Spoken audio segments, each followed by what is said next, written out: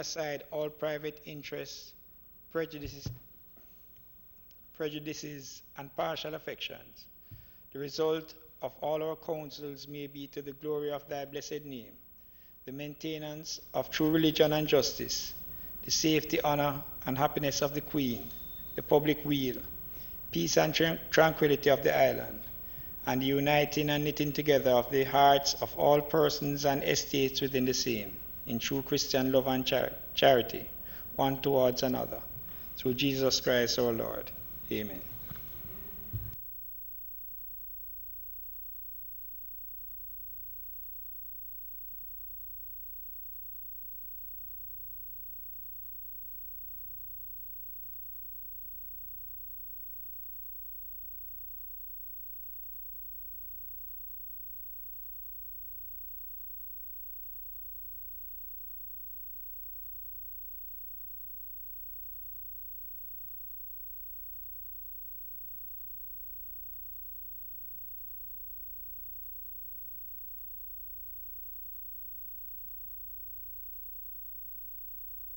This Honourable Senate now resumes its sitting. We have some students with us today from Cumberland High, right? Good, excellent. We have some students from Cumberland High. There are a number of them. I see a figure here, but I don't see. It's supposed to be 30, but not 30. Don't reach yet. And 2 teachers. So welcome to the students from Cumberland High, accompanied by 2 of their teachers. And as I always say, you're always welcome anytime you want to come and spend some time with us to observe the sitting of the Senate. You're always welcome. So welcome again, and look forward to seeing you at some time in the future. There's a note to the effect that there are some kids to join us from Manning's, which I believe is in Westmoreland. So maybe they are delayed, but when they come, I'll welcome them accordingly.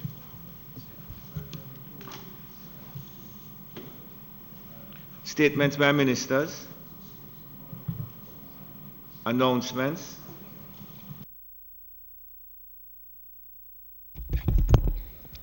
Laid on the table of the Senate today are the following: Ministry Paper number 25 of 2019, an annual report and financial statements of the National Irrigation Commission Limited for the year ending March 31, 2016. Government of Jamaica financial statements of the Consolidated Fund for the year ending March 31, 2019, and the report on the Senate regulations on its deliberations on the foreign nationals and Commonwealth citizens employment work permit fees amendment regulations 2019. Thank you very much. Bills brought from the Honourable House of Representatives.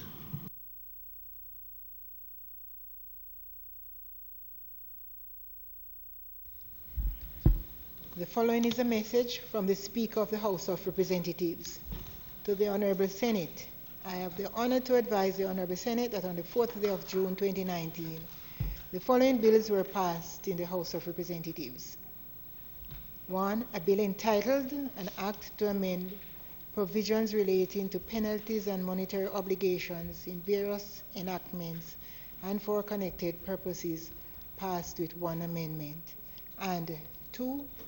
An act to amend the Petroleum Act by repealing Part 3A in respect of the integration of functions of the Petro-Carib Development Fund into central government and for connected matters, passed with 3 amendments. Signed, Colonel P. Charles C.D. J.P. MP, Speaker of the House of Representatives. Thank you, Madam Clerk. Petitions. Mr. President, I signify my willingness to take charge of the bills.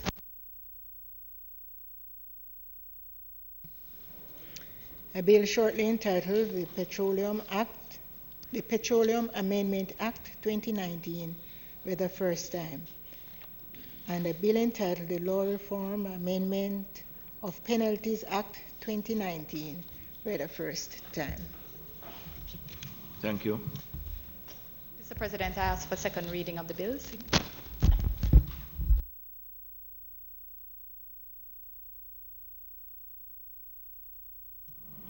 Petitions, papers, reports from committees. Mr. President, I beg to lay on the table of the Senate a copy of the report of the Senate Regulations Committee on its deliberations on the Foreign Nationals and Commonwealth Citizens Employment Work Permit Fees Amendment Regulations 2019. Thank you, Senator Samuda. Notices of motions given orally.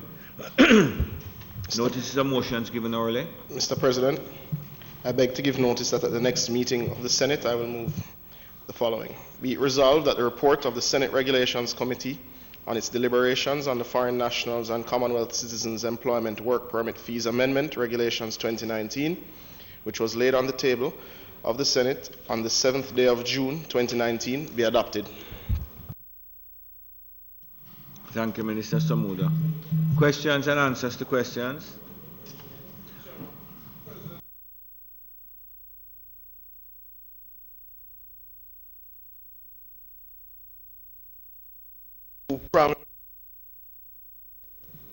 Who promised that at the next sitting you'd be in a position to answer.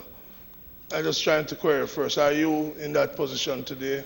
Thank you, Senator Brown. Senator Charles, you have a No, response? not in a position today, but we will be in short order. Just awaiting some further information. Short order, Mr. President, seems as it's extending from the next sitting. Would you be able to do it at the next sitting? Because questions have been there for a long time. It will be done as quickly as possible. I've received most of the information. Is there some additional information to put in context that I've asked for that will assist the Senate in its deliberation? Thank you.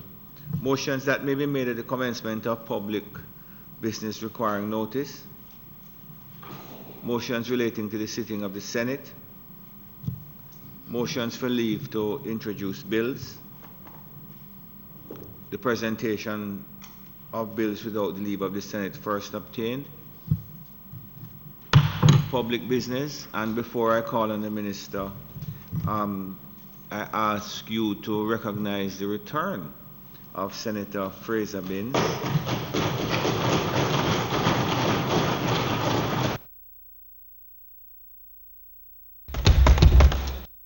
Lovely to have you back, Senator Fraser Binns, and congratulations on the birth of your son. You were sorely missed. In your absence, you have been named to the Standing Orders Committee. So we look forward to your participation. And Minister? Thank you, Mr. President. And allow me to just join you in welcoming Senator Fraser Binns back. I must say that you are glowing with good health.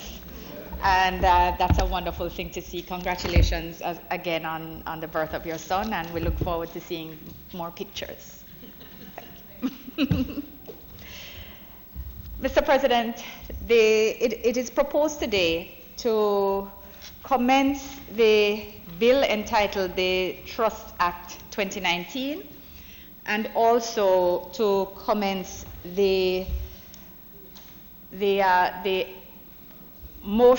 debate on the motion put forward by Senator Floyd Morris. It is not intended to close either item on the agenda, but it is hoped that we will, however, make some inroads into the debate such that when we reach that stage, we will all be satisfied with the results. Mr. President, trusts are one of the most useful legal constructs that exist. They have for years been used by both individuals and companies for various purposes, described at their most simple.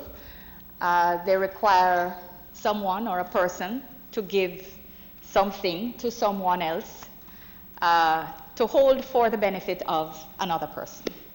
That's at their very, very essence. But as simply as they can be described, Mr. President, they have given rise to a most extensive and complex body of both scholarship and jurisprudence. I think I will not be contradicted if I say that trust law is one of the more complex areas of the law. Simpliciter. Mr. President, at this point, there is no statute which provides for the establishment and governance of trust in Jamaica. The regulation of the conduct of trustees is covered by the Trustee Act, a statute enacted in 1897, and which is clearly no longer in sync with today's commercial climate, or indeed the common law. In modernizing the law related to trusts, the bill before us will, among other things, A, codify the common law related to trusts, B, repeal the Trustee Act, which I just mentioned, and amend sections 2, 7, and 21 of the Trustees, Attorneys, and Executors Accounts and General Act 1973, and C, thirdly, this bill will, Mr. President, provide savings and transitional provisions for continuity and to preserve the validity and enforceability of trusts which have been created prior to its passage.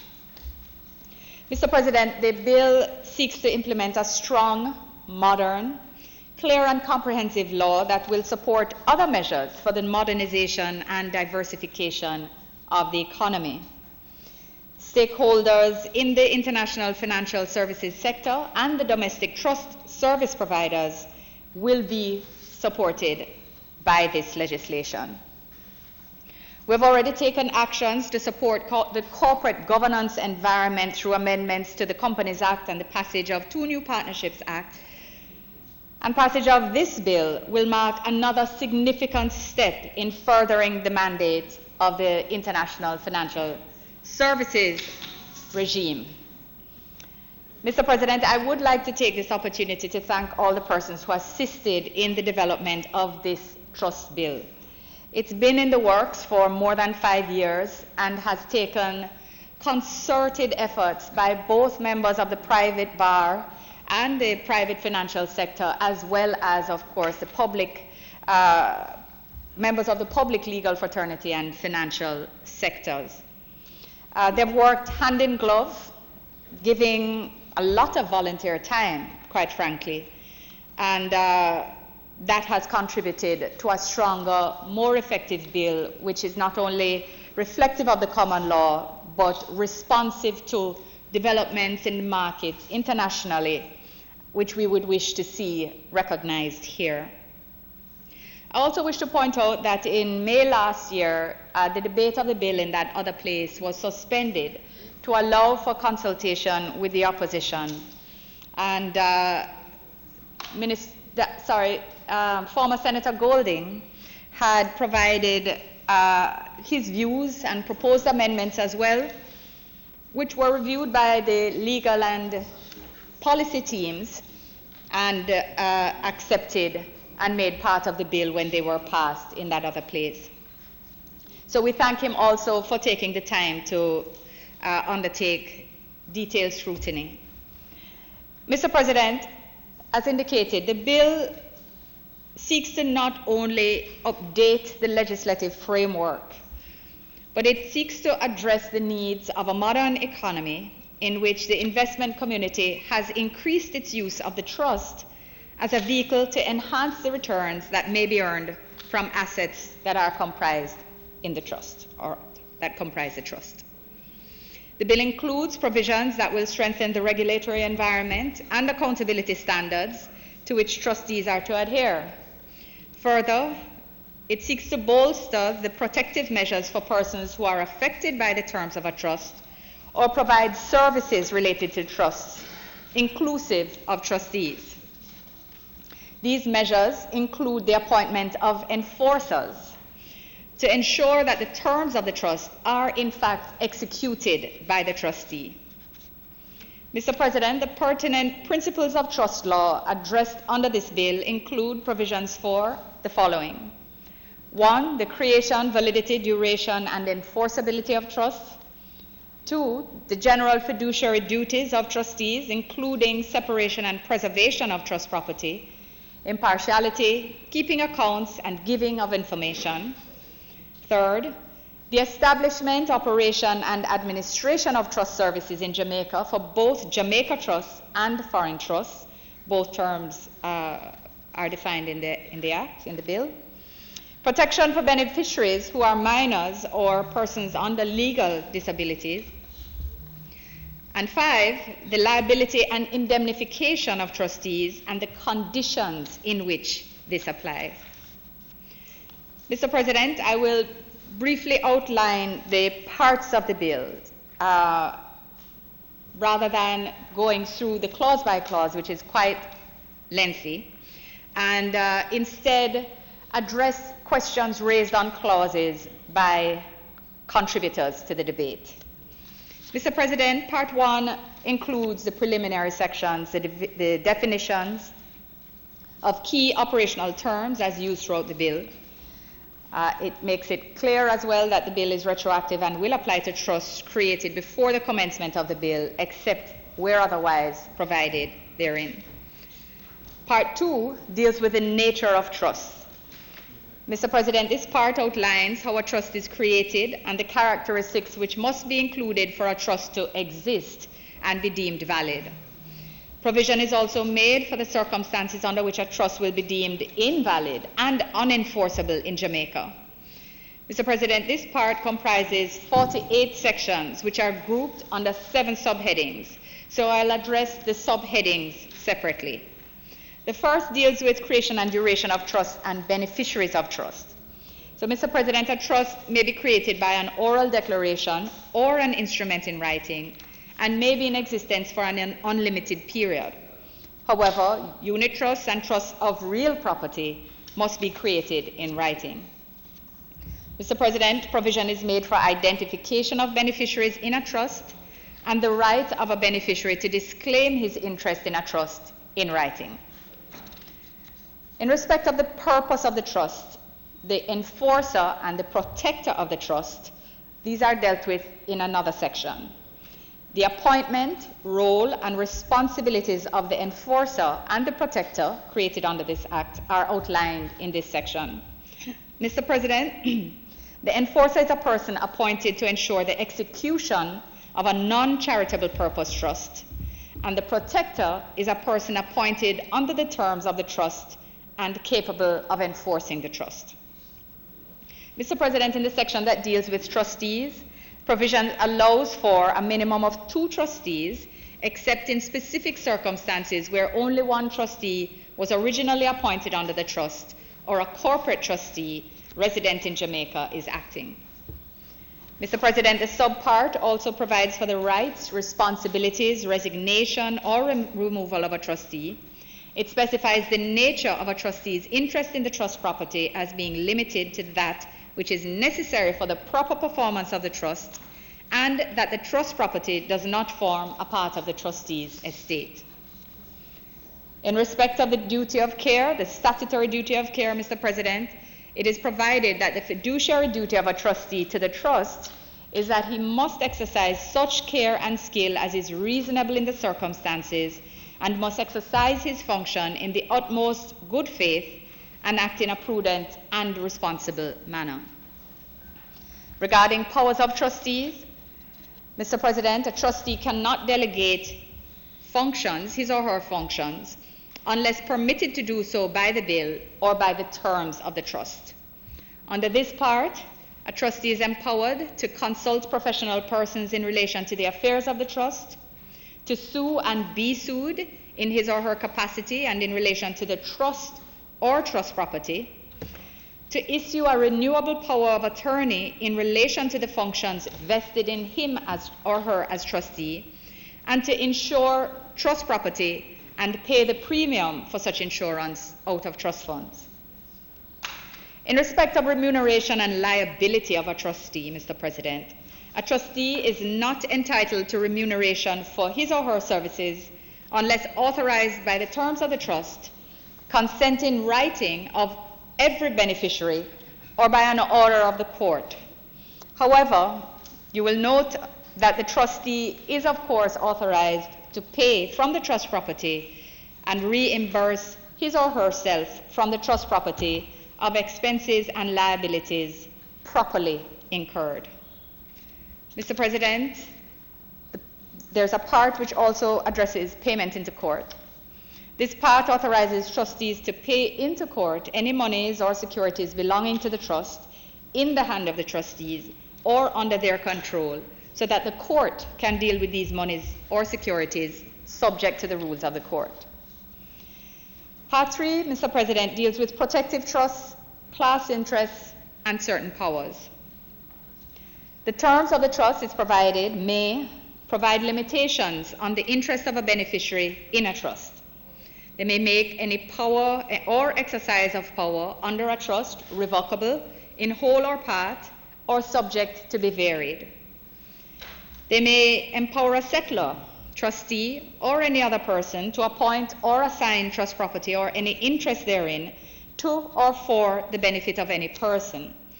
And this part, Mr. President, also makes provision for the rules that will apply where a trust or interest under a trust is in favor of a specific class of persons, a charitable or non-charitable purpose trust, and what obtains where the terms of a trust direct or authorize the accumulation of income for any period. Mr. President, Part 4 deals with failure, lapse, and termination of trusts. This part provides that interests or property concerned with the trust will be held by the trustee for the settlor absolutely or for distribution by his personal representative, where 1, an interest lapses, 2, a trust is terminated, 3, there is no beneficiary or purpose in accordance with the terms of the trust, or 4, property is vested in a person otherwise for his sole benefit, but the trusts on which he is to hold the property are not declared or communicated to him, or her for that matter. This part, Mr. President, also notes that where a trust is terminated, the trust property must be distributed by the trustee within a reasonable time in accordance with the terms of the trust. Part 5 treats with jurisdiction, rules, and powers of court, dispute resolution, and other matters. It provides, Mr. President, that the Supreme Court of Judicature of Jamaica has jurisdiction in respect of a Jamaica trust and a foreign trust, where 1, the trustee of the foreign trust resides in Jamaica, 2, the property of the foreign trust is situated or administered in Jamaica, or 3, the terms of the trust creating the foreign trust provide that the court is indeed to have jurisdiction. Special protection is established in relation to the variation of a trust on behalf of a child or a person with a legal disability. And Mr. President, any such variation can only be done by order of the court. The power to sanction sale of land or minerals separately is also retained in this part of the bill. And Mr. President, although this part speaks to the role of the court in the administration of trusts, it also provides for the role of, or for the use of, alternative dispute resolution. These methods include conciliation, mediation, early neutral evaluation, adjudication, expert determination, and arbitration.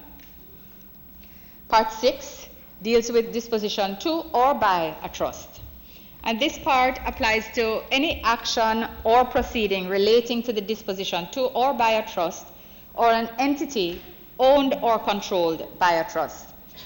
And furthermore, any proceedings by a creditor alleging fraud or cause of action founded in fraud against a settlor, a trust, or an entity owned by a trust. Mr. President, this part also outlines the circumstances under which a disposition will not be found as void or voidable in relation to action or proceedings for fraud, a cause of action founded in fraud. Mr. President, specific limitations within which a creditor may bring a cause of action are also set out in this part. Mr. President, Part 7 deals with foreign trusts, and it stipulates, Mr. President, that a foreign trust is unenforceable in Jamaica to the extent that it is A, not in the form of a written instrument, B, purports to do anything contrary to the laws of Jamaica, C, confers or imposes any right or function, the exercise or discharge of which would be contrary to the law of Jamaica, and D, the court declares it to be immoral or contrary to public policy. Part 8 is a miscellaneous section, Mr. President. It provides therein that trust property dealt with in breach of trust is recoverable so long as it is identifiable and not in the hands of a bona fide purchase for value without notice of the breach of trust. It is important to note that a trustee who commits a breach of the trust will be personally liable for damages whether or not the property is in the hands of a bona fide purchaser for value without notice. And, Mr. President, the following is noted. There is no limitation period for actions brought against a trustee in respect of fraud. There is no limitation for actions brought against a trustee to recover trust property or proceeds thereof.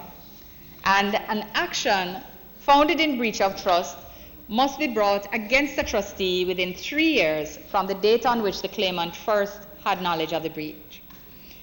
Where the claimant was a minor or a person under legal incapacity at the time of any breach of trust, the 3 years is calculated from the date on which either 1, his guardian first had knowledge of the breach, or 2, the claimant ceases to be a child or a person under such legal incapacity.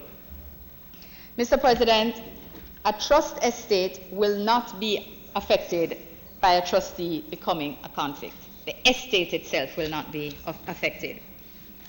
Part 9 is a general section, Mr. President, which provides that the minister is empowered to make regulations for the better operation of the provisions of the bill where it is deemed necessary, and these regulations will be subject to affirmative resolution. Mr. President, this bill must be reviewed by a joint select committee of both houses of Parliament no later than 7 years after the commencement of this bill. The Trustee Act of Jamaica, repealed by virtue of this section, and the Trustees, Attorneys and Executors Accountant General Act is amended in Section 2 in the definition of trustee, and this is simply achieved by deleting the words Trustee Act and substituting the words Trust Act. Part 10, Mr. President, deals with savings and transitional provisions. This part outlines those provisions, those functions, dispositions, and actions taken prior to the commencement date of this Act that will remain unaffected by this bill coming into effect, including 1, anything done in relation to a trust before the commencement date, and 2, the functions under any provision of a law of a guardian or an attorney. Transitional provisions, Mr. President, give privilege to those actions taken under the Trustee Act, which could be done under this bill, the effect as if it were done under after the commencement of this bill. So it brings any prior action under the operation of this bill, rather gives it the protection. So, Mr. President, as indicated, this is quite a technical area. Again, I thank all those persons who contributed to its drafting and the development of the provisions. It is somewhat of a hybrid in terms of legislation, given that it not only codifies the common law, but it does incorporate provisions enacted in jurisdictions where more modernized economies have sought to expand and build financial services sectors, which, Mr. President, is known to all, that is a part of our policy for sustainable and inclusive economic growth. In particular, Mr. President, in providing a framework which allows us to go after the higher value or higher salaried services and jobs that are available in the financial sector. We want to bring those companies here who can employ all the lawyers who are graduating from our universities, all the accountants who are graduating for our universities, persons who seek to engage in the financial services sectors, and where the matter of trust is, of course, an important vehicle. So, Mr. President, I commend the bill to the Senate for its consideration. I'm not sure if the opposition will offer any of their contributions today. I will await their indication, and if not, we will move to the next item, Mr. President. Thank you. Just before I ask for the response from the leader, the students from Mannings have joined us. So,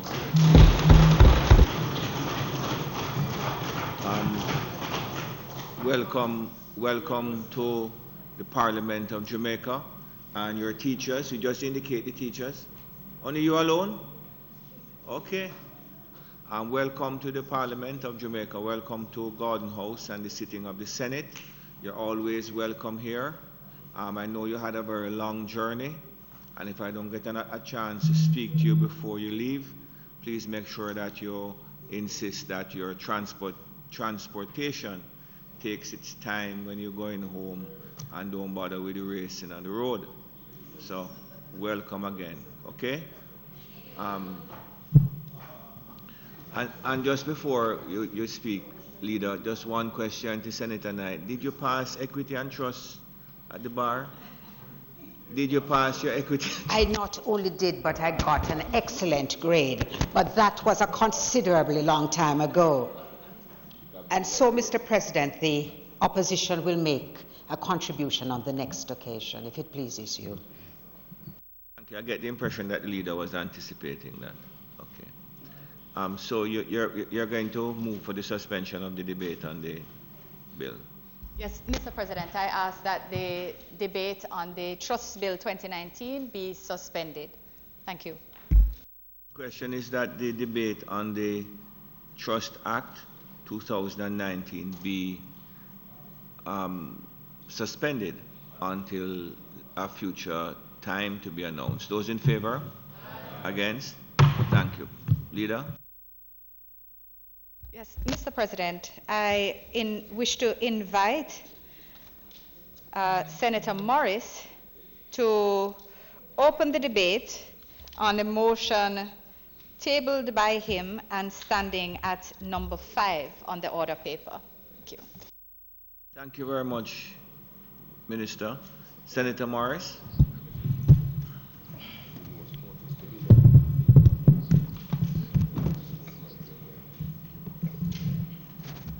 Thank you. Senator Morris? Thank you very much, Mr. President. Mr. President, I rise to make my contribution to this debate based on a motion tabled by me in 2016, and the motion reads, whereas in 2014 the Houses of Parliament of Jamaica through the Senate commenced the use of sign language for its sittings, and this practice was thereafter accepted and implemented by the House of Representatives. And whereas during the previous administration the Houses of Parliament passed the Disabilities Act in 2014 to promote and protect the rights of persons with disabilities, in keeping with the United Nations Convention on the Rights of Persons with Disabilities. And whereas the use of sign language during sittings of the Senate, an initiative of the then presiding officer of the Senate, and the enactment of the Disabilities Act were born out of the commitment of the previous administration to improve access to the nation's governance. And whereas the Parliament also signaled its intention to improve the physical access to the Parliament by persons with physical disabilities by consulting with several stakeholders of the community of persons with disabilities, including of persons with disabilities, the University of Technology, the Urban Development Corporation, and Carleton University, a Canadian university with an acknowledged expertise in disability for persons. Accessibility for persons with disabilities, to identity a workable solution in this regard, and whereas a comprehensive report arising from those consultations was prepared, be it resolved that the report arising from those consultations be tabled and adopted by this Honourable Senate, and be it further resolved that this Honourable Senate hereby call upon the government to implement as an interim measure the required adjustment to provide persons with physical disabilities with access to Garden House, while at the same time proceeding expeditiously with the establishment of the new Parliament building, which is fully accessible for persons with disabilities, on land identified for this purpose at the National Heroes Park. This is the motion, Mr. President, that is before us for debate today. And I want to state explicitly the purpose of this motion. Because if you note, Mr. President, honorable members, in the motion it speaks to physical disabilities. Because as it is at the moment, other types of disabilities, a person who is blind, a person who is deaf, a person who has intellectual disability, a person who has mental disability, can enter into the Parliament building. But where you have a serious problem is with individuals who have a physical disability. And this Parliament is a Parliament for all Jamaicans, not an institution for some. And we have started a process to be inclusive and to get more individuals with disabilities accessing this institution, but there is a challenge for those with physical disabilities. And we want to make sure that all our citizens, since this Parliament is their Parliament, all of them must have access to this institution. And so this motion is calling on the Senate for us to, one, adopt the report that was submitted by the team that did an evaluation on the state of access to the Parliament.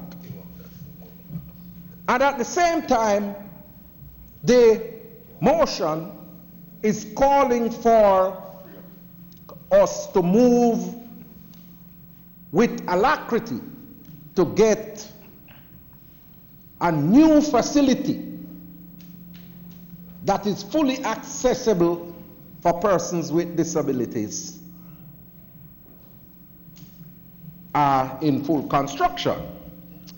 So, Mr. President, in doing so, Mr. President, I want to acknowledge the work of the team that came together to do the assessment of our parliament. And it was an initiative that was spearheaded by myself and Senator Mark Golding based on contacts we had made with Dean Melway from the university, Carleton University in Canada. And we integrated or formulated a team of local individuals to work with those from Carleton University to do the assessment, because Carleton University has a reputation for making institutions accessible for persons with disabilities in Canada. It's a part of their specialization. So the local team included individuals from the University of Technology, School of Architecture, and Urban Development Corporation. And at that time, the chairman for Urban Development Corporation is my friend and member to my right. And also there was another member of the board who sits to my far right behind me, Mr. President. But the team, along with members from the parliament, did a fairly good assessment of the building and came up with some recommendations. Mr. President, before I mention some of the issues that the report considered, I want to indicate some initiatives that we have put in place to make the parliament accessible for persons with disabilities. Because when we speak of access, access in the context of persons with disabilities cannot be seen within the narrow context or narrow confines of physical access to a building. Access must be seen in a broader framework in terms of access to information, access to services. And one of the challenges that confronted persons with disabilities in terms of the parliament, in particular persons who are deaf and hard of hearing, is that they were not able to see and, well, to hear what was taking place in the parliament.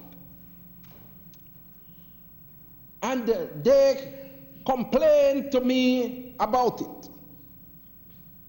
And when I became president of the Senate, I said that if there is one thing that I want to do, is to make sure that there is a permanent fix to that problem. And I remember when we were having discussions about the implementation of the use of sign language in the parliament, that there were some challenges because we don't have a whole lot of individuals in the country that have the skill sets to do sign language. It's not a large pool that we have. And I'm talking about qualified individual, because if it is that you are going to have that service introduced in the parliament, you must have competent individuals to do so.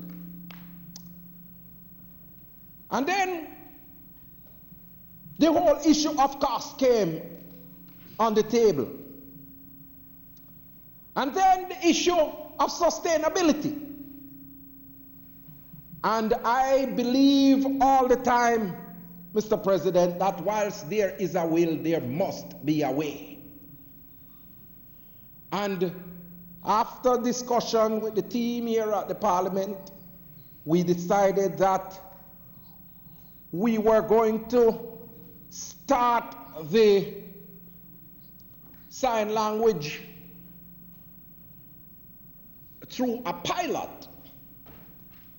And we ran that pilot for 6 months.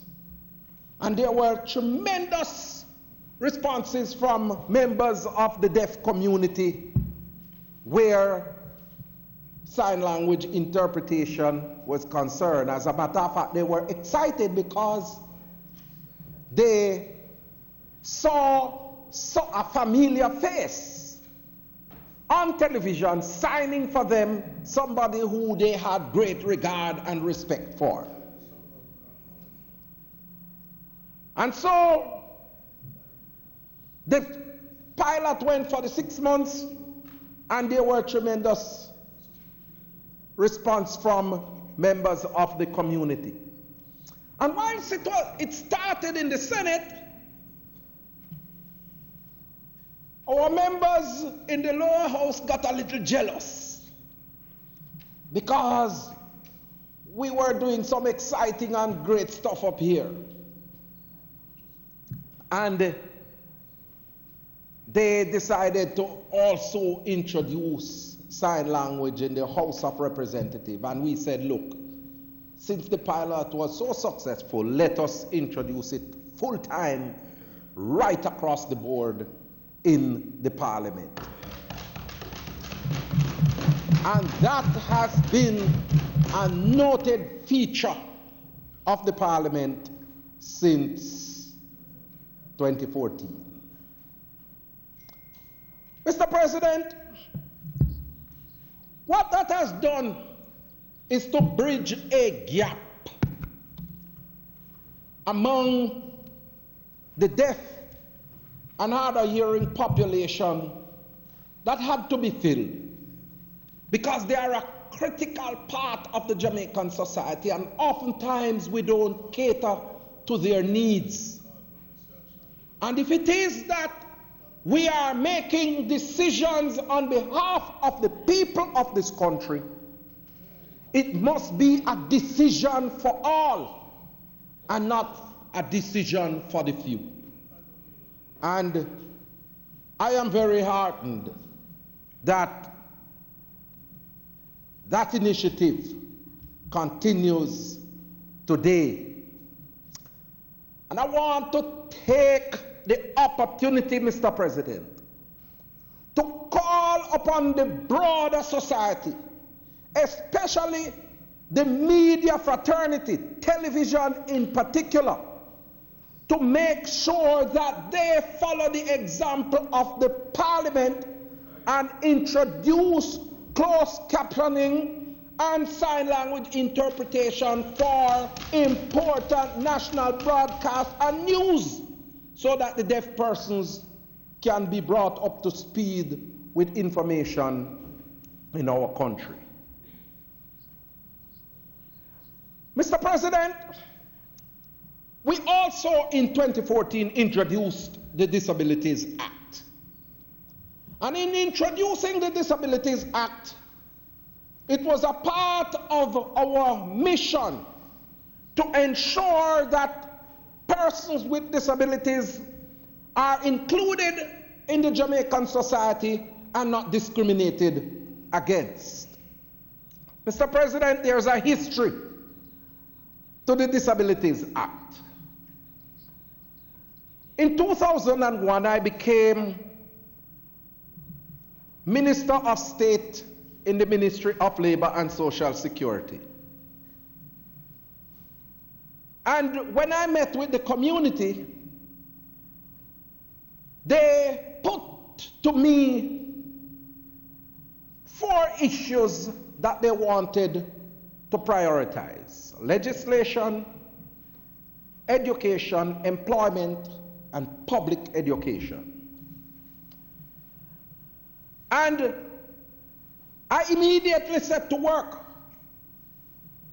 focusing on the formulation of legislation, and at the same time negotiating the International Convention on the Rights of Persons with Disabilities.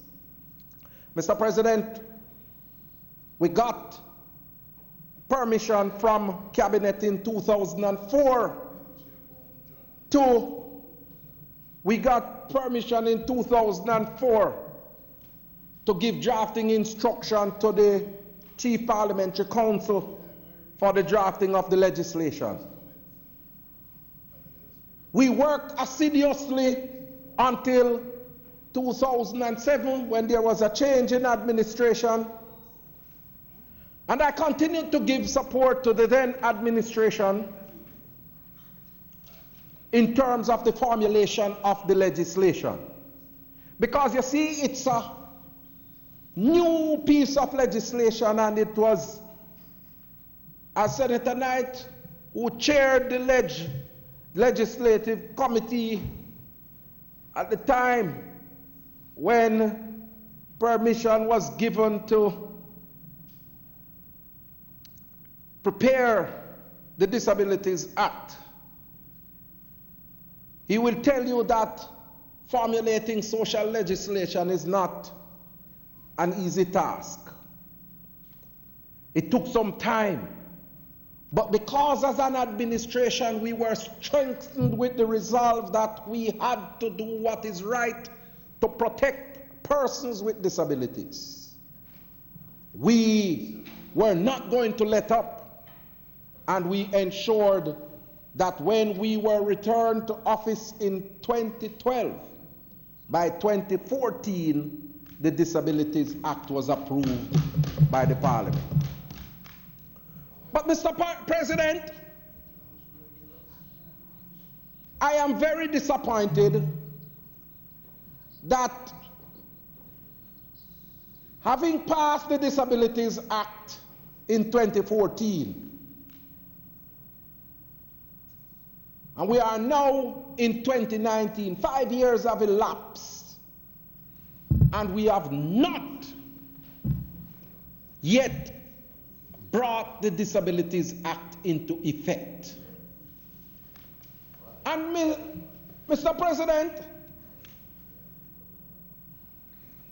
there is blame to be laid all around.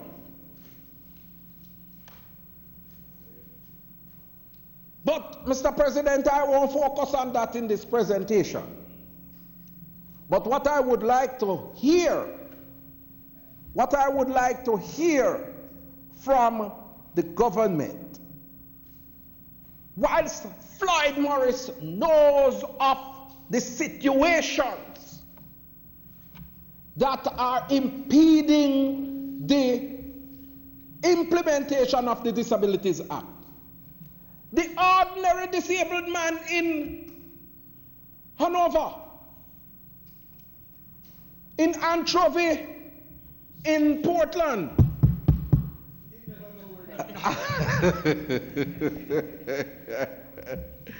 the ordinary deaf lady down there in Moko, Senator Charles.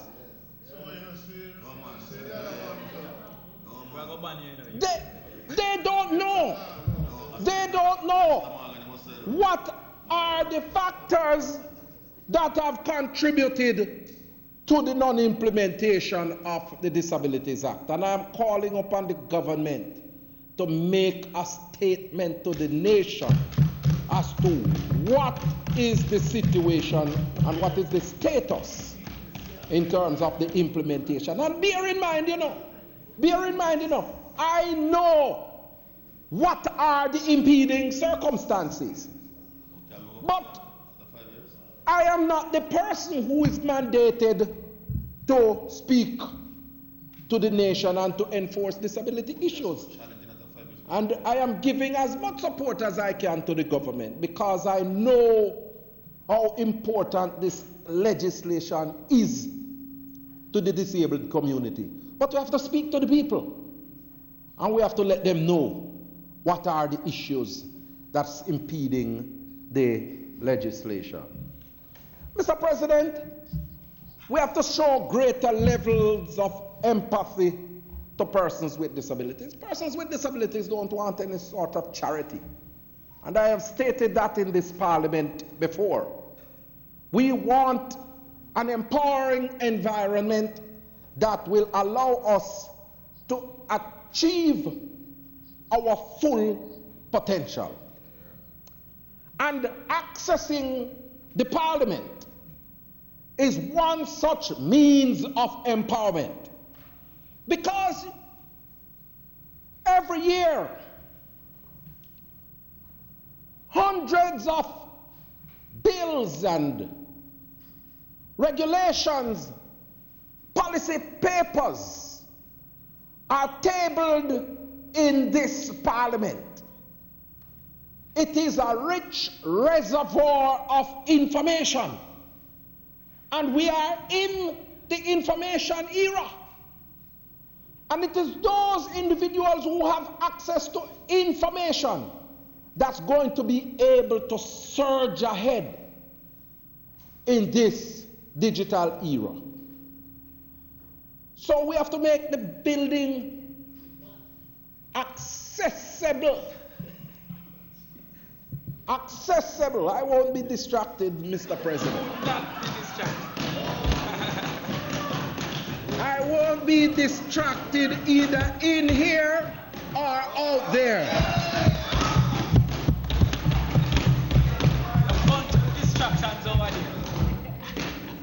I am fixing my eyes on the prize and remain solid. Senator Morris, I'm so pleased that you choose not to look at them and to speak to me in your presentation. Yes, Mr. President.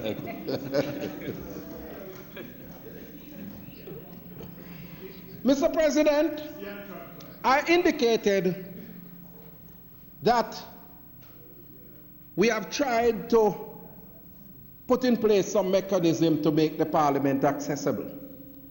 And one of the things that we did was to formulate this team that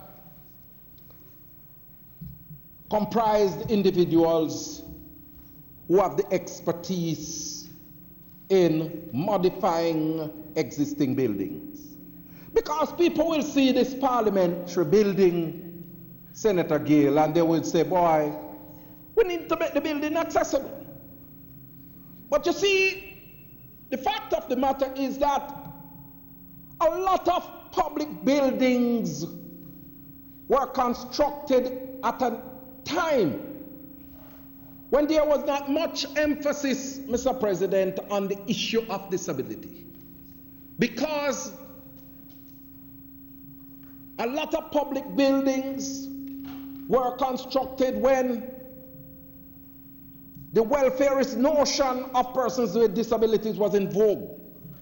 That people were saying, hey, if you have a disability, you must go to the infirmary, or you must stay at home, or some institution that would cater to persons with disabilities. And so the public buildings were not constructed. As a matter of fact, I don't think that they thought that a person with a disability would ever reach the parliament. And so the parliamentary building was constructed without any form of access to individuals with physical disabilities. And we wanted to change that, and the team came together and did the assessment, and I sent the report to the clerk, an electronic copy, and I'm going to ask her to share copies with the members. And, well, if the motion is adopted, it will have to be tabled at some point in time, but for the purposes of this debate, I would ask that it be shared with members. But I want to summarize the presentation. There are 3 phases that the report, or three phases to the recommendations from the team. Having done their assessment, 1, they proposed short-term recommendations which looked at urgent and immediate actions that could be taken to get individuals accessing the parliamentary building, and it involved making bathrooms on the lower levels accessible, making adjustments to the curb wall at the parliament so that wheelchair users can enter the building from that level, and also to install a mechanism that would lift wheelchair users into the parliament. The next phase was a more medium-term fix, which would see some adjustments in the interior of the parliament to make sure that persons who are wheelchair users could access with greater ease on the inside of the parliament. And then there were some other recommendations to improve lighting in the parliament. I guess they did so within the context that I was here, so they thought that I needed more light to see what I don't know. Mr. President,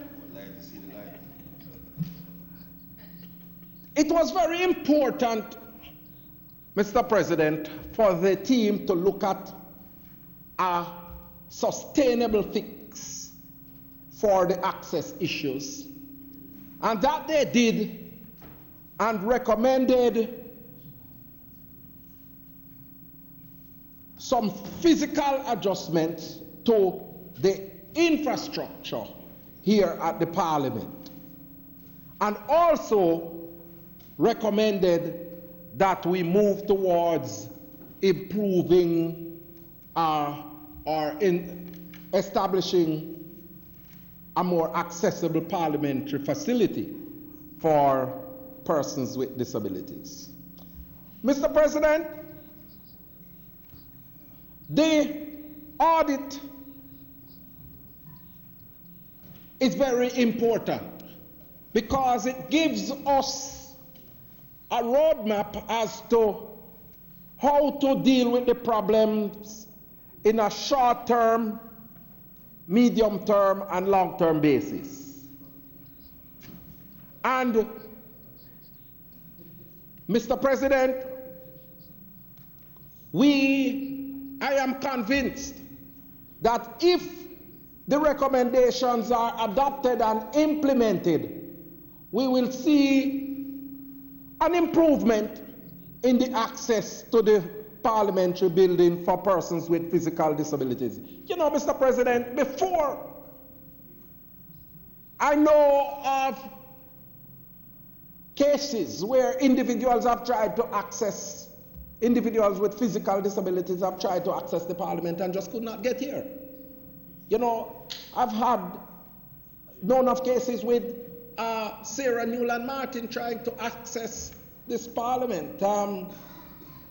Dr. Heather Little-White, when she was alive, tried to access the parliament and just could not. Most recently, the grandmother of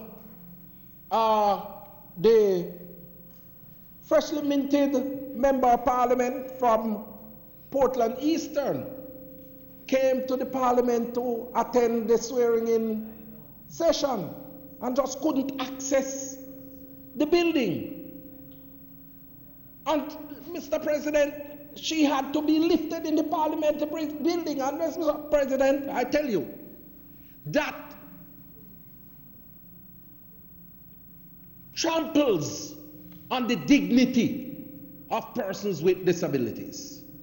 They don't want to be lifted into any facility. They want to get the opportunity where they themselves can independently navigate the public facilities. And we owe it to them to make sure that our parliament is fully accessible.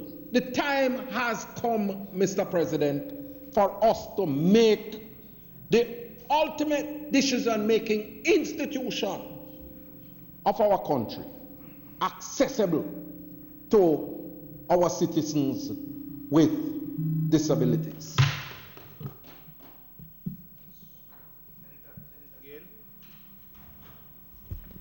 Mr. President, the time for the speaker has elapsed. May we request additional time so that he can conclude his presentation? Thank you. The question is that the speaker be allowed sufficient time to complete his presentation. In favor? Aye. Against? Senator Morris? Thank you, Mr. President. So, Mr. President, the issue is an important one. And creating greater access will make sure that we bring more citizens in the mainstream of our society. And it is within this context, Mr. President, that I want to take the opportunity to express and state for the records my profound support for the construction of a new parliamentary building.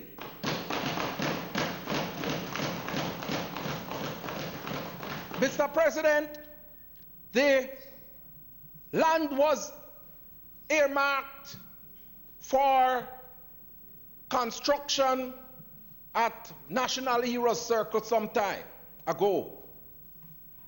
And we see where, through the UDC, the current administration has launched the competition for the design of the parliamentary building.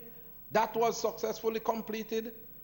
And a few weeks ago, we were privy to a demonstration and an outline of the new parliamentary building where only 3 members of the Senate were present, myself, Senator Brown, and the President. But Mr. President, you know that I indicated to the designers of the parliamentary building that we want to ensure that the new parliamentary building has what I call a total disability experience inscribed in its construction features. Starting from day one, from ground one, where as you leave the parking space, you are going into a building where there is ramp. As a matter of fact, Senator Webby, I told them that it is better and cheaper to build a building with ramps than stairs. Because in constructing with stairs, it takes a lot more material than constructing with ramps. And I hope that they will take the suggestion on board. Notwithstanding that, I told them of some features that should be included, including elevators with braille inscription and proper lighting to accommodate persons who are deaf, and to ensure that there are grab bars and rails in the bathrooms to accommodate individuals with physical disabilities. In other words, Mr. President, the Building Act that we passed in the Parliament in 2018 with the building code inscribed in it must be brought to life in the new parliamentary building. And I am looking forward to that building with great anticipation. And I told them as well that I personally will be visiting the construction from time to time, because I want to see for myself firsthand what is taking place in the construction and the design of that building. And once, and you know, former minister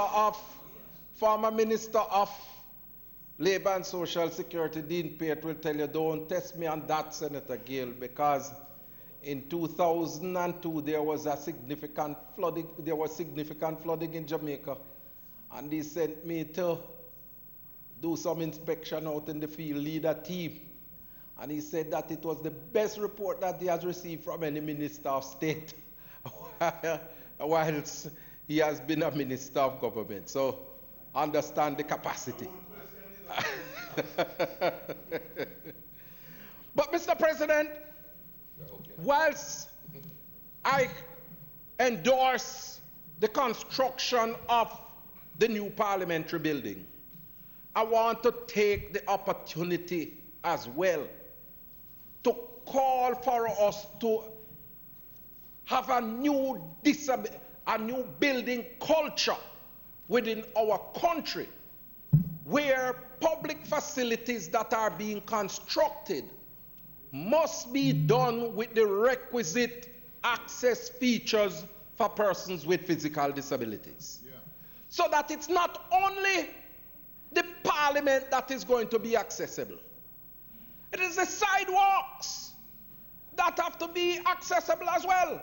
Yeah. And I tell you, Mr. President, that I spoke to the Honourable Prime Minister some time ago, and the Executive Director of the National Works Agency about the road construction that is taking place in the city and the need for those sidewalks to be accessible for persons with disabilities. And Mr. President, I am being told that the sidewalks are still not being made accessible. That's correct. Well, you live in Barbican? Well, Mr. President, I wonder if the wheelchair users are telling lies. But, Mr. President, I would want to see if the reports are true, for corrective action to be taken to make the sidewalks along the corridors where construction is taking place to be fully accessible to persons with disabilities. And some roads in Jamaica has no sidewalk at all. Speak to those. And are calling on JPSCO too, because they put the light poles in the middle of the sidewalk, impeding the pathway for wheelchair users and persons who are blind. And also restricting the passage for able-bodied individuals as well. And there needs to be corrective action. And I'm calling upon the National Water Commission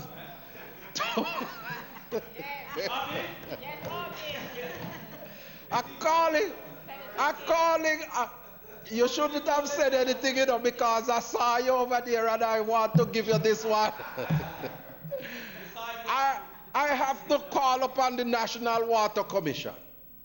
When you're digging up the sidewalks and repairing the mains, make sure that you cover it properly and make the passageway easy for persons with physical disabilities. And if it is that you are doing work, make sure that somebody is there to guide and assist those individuals with disabilities who would not be able to see what is taking place. So, I'm calling on the state agencies to be a part of this new disability culture, sensitivity culture that we want to see in the Jamaican society. And I am happy that the Parliament is a part of the process, Mr. President. And whilst we know, Mr. President, and based on what is said from the individuals who have designed the new parliamentary building, that it might take anywhere between 3 to 5 years before the building is completed. It means, therefore, that we have to put in place measures in the interim to accommodate persons with physical disabilities at this facility. And it is here that the report from the team that prepared the audit report in 2014 is critical. And I want to suggest that we move to implement the recommendations in phases 1 and 2 of the report, which one of them calls for the establishment of a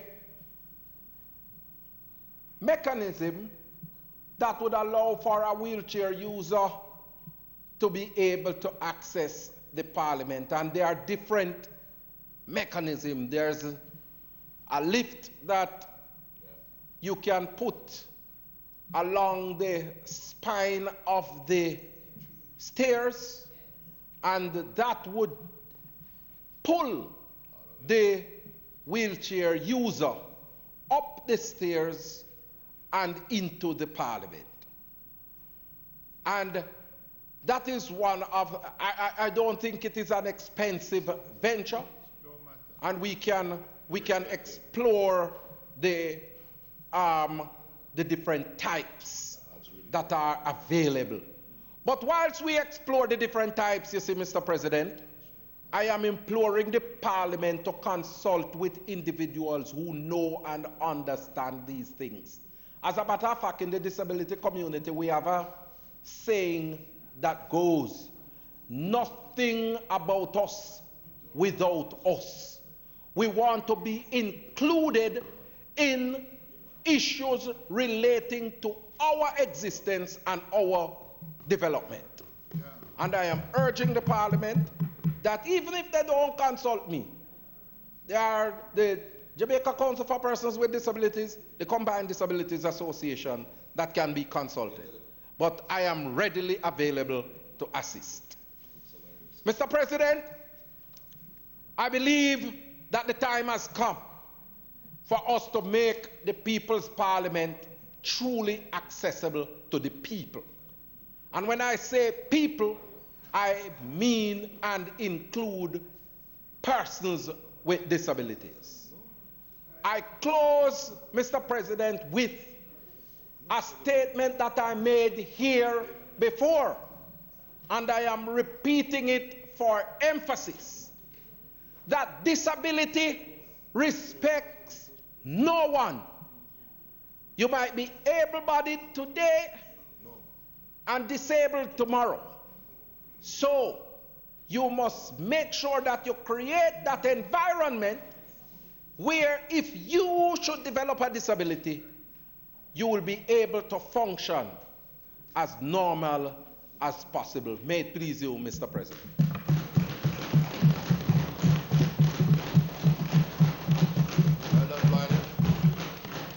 Thank you, Senator Morris. Teacher from Mannings, do you have wheelchair ramps at your school there? Eh? No, you don't. What about the other school? Teachers, you have wheelchair access at your school?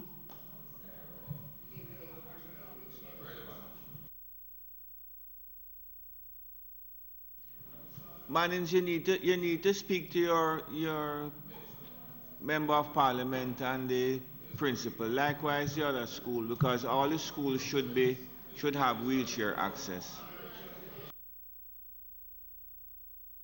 Am I having a response? Thank you, Senator Morris. Am I having a response?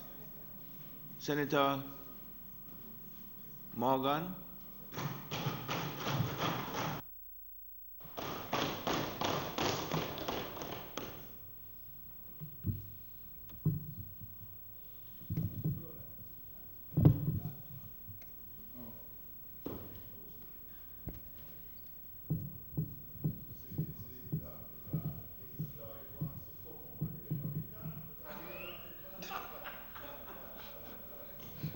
Not disabled friendly.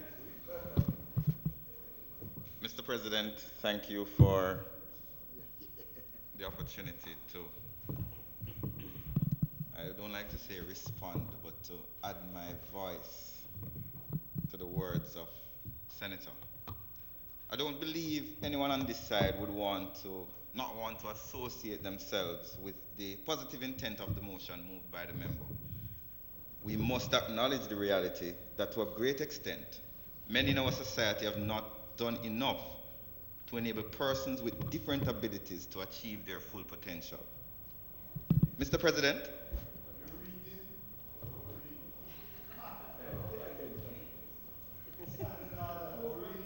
I'm not going to ask for the President's protection because I can protect myself.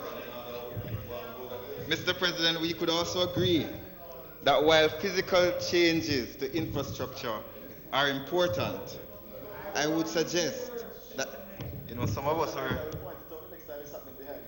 Some of us...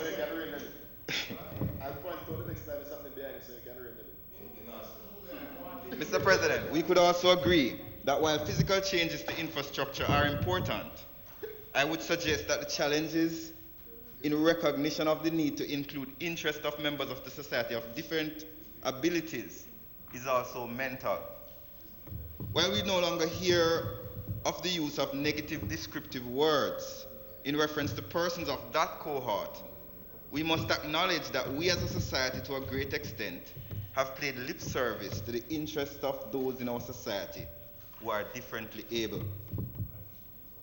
It is then a bit disappointing that while I sat in the precincts of this Honourable House, excited that we will hear a comprehensive appraisal of the state of the disabled and how we as a society will act in a bipartisan way to improve their circumstances, I did not get a fulsome appraisal of that. Mr. President, I am more interested in how people have access to the society, the economy, and the country.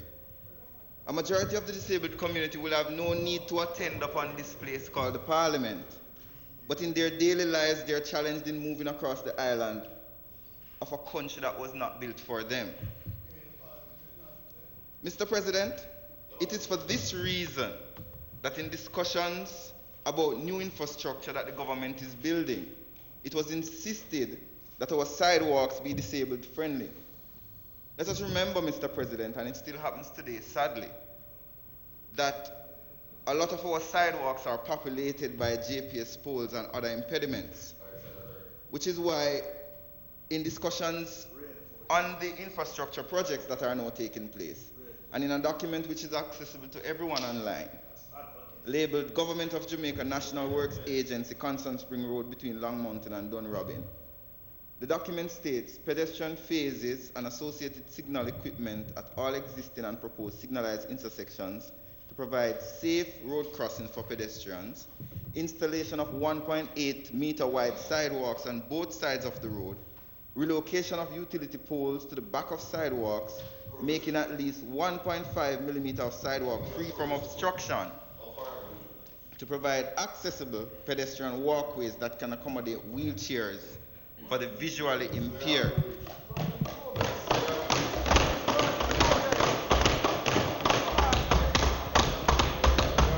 Mr. President, while some are quite interested in paying lip service to the interest of the disabled, it is this government, Mr. President, that is finally turning the corner and placing emphasis on the interest of the disabled in our contracts for the development of new infrastructure.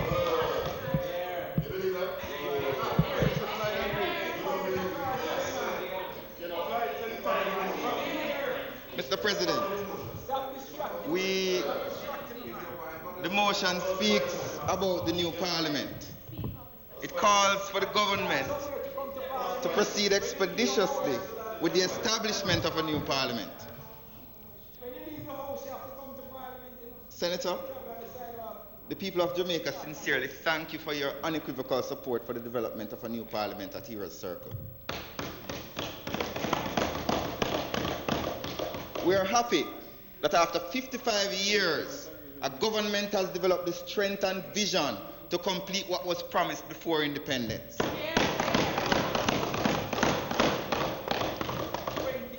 Mr. President, let us go back to 1956 for the King George VI Memorial Park Act.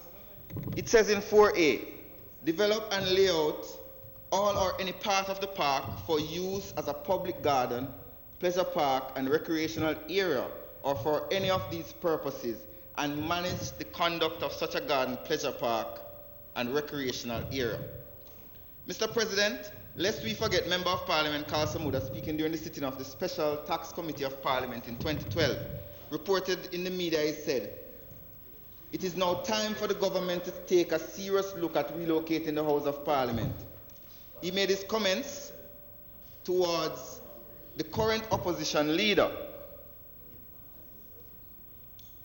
And the opposition leader then acknowledged that the state of the parliament was embarrassing, especially since it was only meant to be a temporary accommodation when the parliament moved into the building 50 years ago. Mr. Speaker, it has taken 7 years since that time, Mr. President. It has taken 7 years since that time, but finally, this government has fulfilled the commitment the previous governments of Jamaica did not do.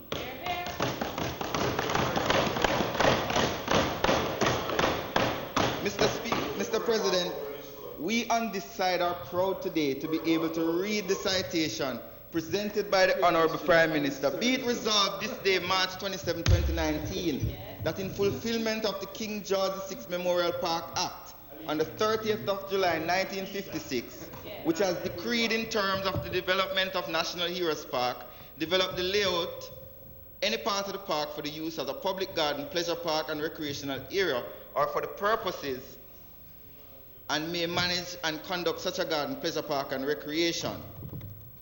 7.1. To be used for the construction of parliament buildings and such administrative and other buildings as the minister may consider necessary, and such lands shall vest in the Commissioner of Lands by virtue of this section and provisions of order and without further assurance.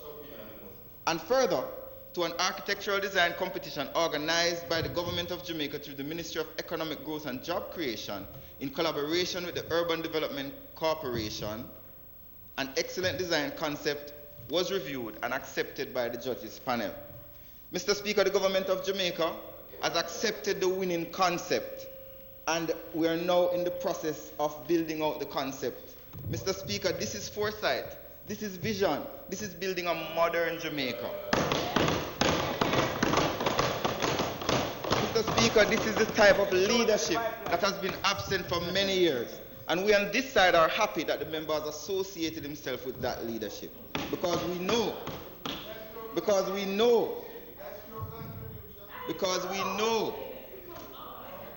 some of us were called to the bar.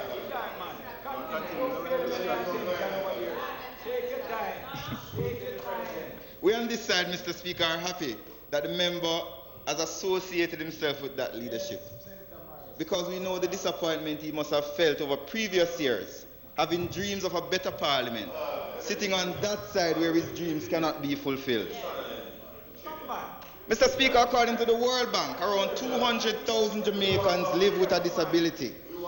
However, they are disproportionately affected by poverty and unemployment. The same World Bank says that just over 6% of the population living with a disability in Jamaica, fewer than 1% of them are in paid employment. Mr. Speaker, the government recognizing the priority of persons with disabilities and the need to appoint the effective data approach in the World Bank to support the hiring of a consultant to assist the development of the first 2 codes of conduct dealing with education and training and with other employment. A consultant was hired in September 2017 to develop both codes. However, sadly, the consultant failed to deliver and we had to part ways with that consultant in May 2018. Mr. Speaker, the World Bank project. Mr. President, the World Bank project. Mr. President, the World Bank project that would have financed the consultancy. I think you want to hear this, because it's important. Mr. President, the World Bank project that would have financed the consultancy closed, and therefore the ministry now had to find resources to undertake the same project. Mr. President, the ministry re-tendered for the work in September 2019, and in February 2019, a contract in the sum, well, I don't think I need to say the sum, was signed with Senator Floyd Morris to develop codes of conduct on employment. Another consultant was hired. Another consultant was hired to develop the codes for education and training, a contract that was signed in March 2019. Mr. Speaker, let us remember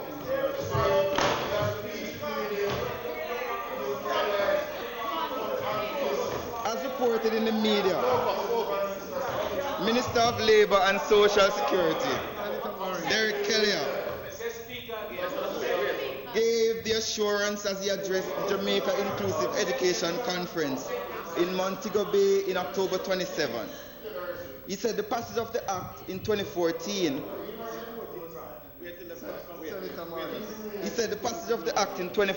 assured the full participation of the disabled community in national life. He said, and I quote, "The new Disabilities Act of 2014 covers the integration and inclusion of persons with disabilities in all areas of national life, including education, health, housing, transportation, and much more." Mr. Speaker, let us be clear. The Disabilities Act was passed in 2014.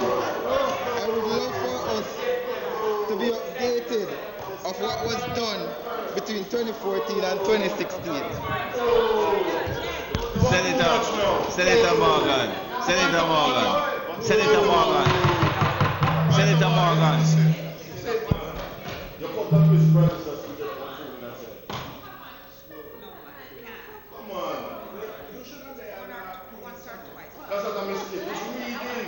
Senator Knight.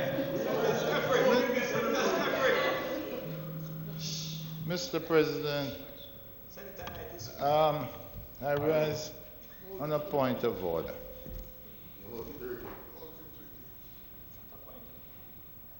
It is not in accordance with the standing orders to be reading every single word that flows from the lips of the senator.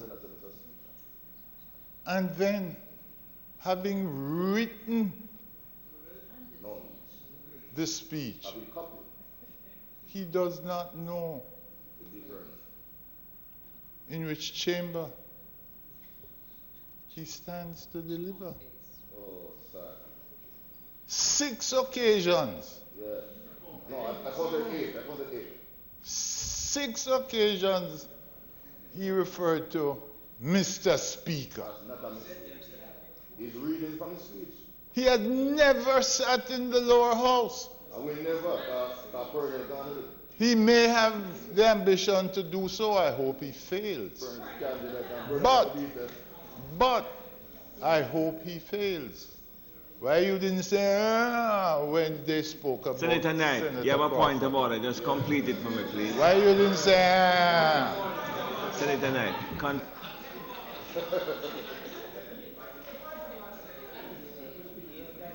You are a member of the committee, you should know. He's not supposed to be reading. Thank you. Senator Knight, the only thing I ask is that Senator Morgan, you know, members would recognize that this is the member's first substantive contribution. So we offer a little bit of latitude as we have done in the past. But Senator Morgan, please address the President.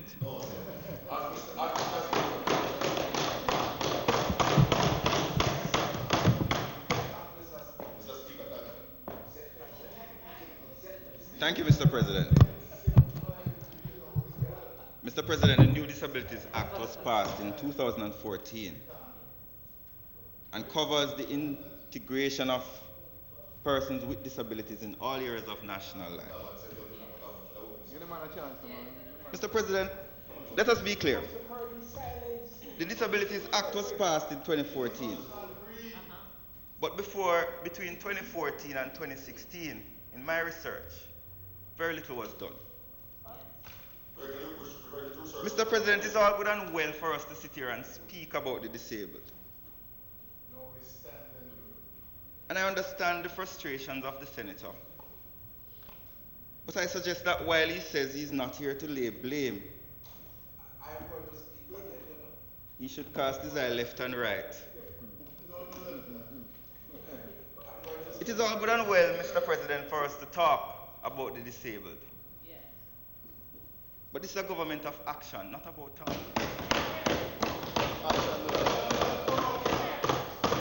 Mr. President,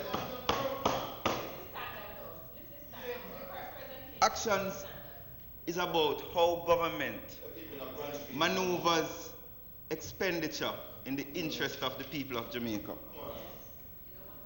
An interrogation of the budgets of 2016, 2017 to 2018, 2019 will demonstrate that over that period, this government has spent over $1.5 billion in the interest of the disabled.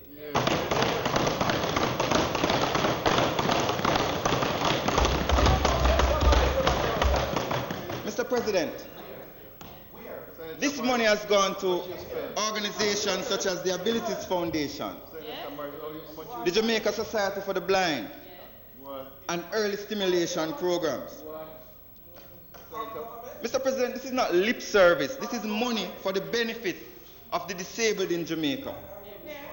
Mr. President, we are the ones in 2018 that allocated $50 million for the installation of wheelchair ramps at public education institutions across the island.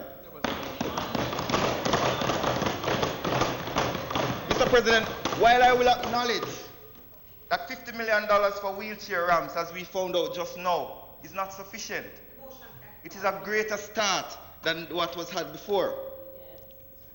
But Mr. President, I don't want to lose focus. The motion speaks about the new parliament.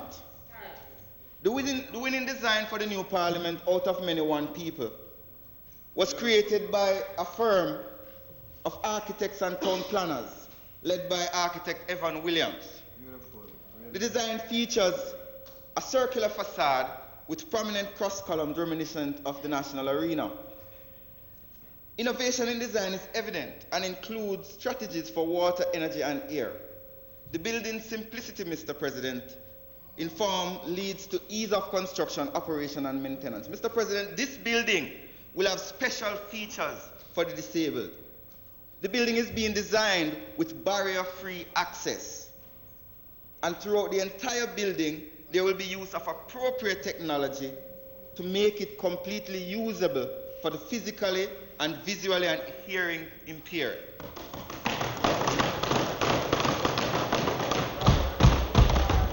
Mr. President, from the beginning of the design process, the interest of the disabled was front and center in our considerations, including disabled-friendly lighting, braille inscription on walls throughout the building, grab bars in bathrooms and in the general area. All the modern requirements, Mr. President, will make this parliament, our new parliament, the most disabled-friendly parliament in the entire Caribbean region.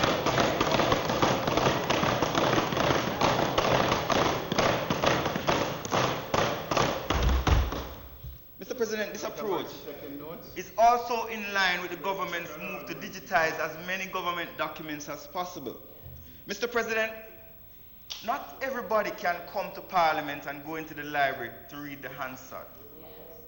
The digitization of the Hansard and other government documents will democratize information sharing within the society and create greater access to the government's information to members of the disabled community.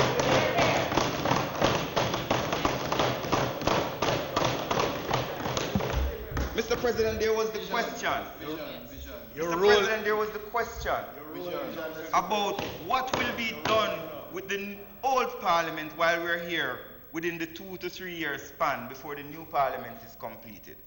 Mr. President, I can speak to discussions that are taking place at the highest level of government, looking at how to retrofit this building to ensure disabled-friendly access. A lot of us will remember at the end of the East Portland by-election when member Anne-Marie Vaz was being sworn in, and they had to carry her grandmother up the stairs. And many of us and many persons in society were really appalled, because while we have had discussions in this house about disabled access, I think that image of her being carried up the stairs really brought home to people the importance of fixing this parliament before we move to the new one and ensuring that the new parliament takes into consideration the interest of the disabled in its design. Mr. President, I must associate myself generally with the intent of the member in his motion.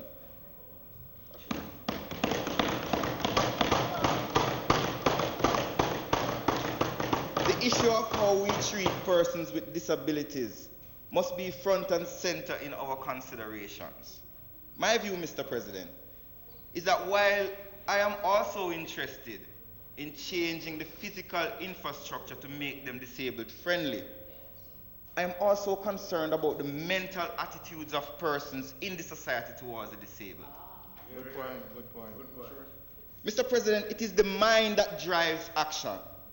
And if we place persons with disabilities at the forefront of our minds, then our actions will clearly reflect their interests.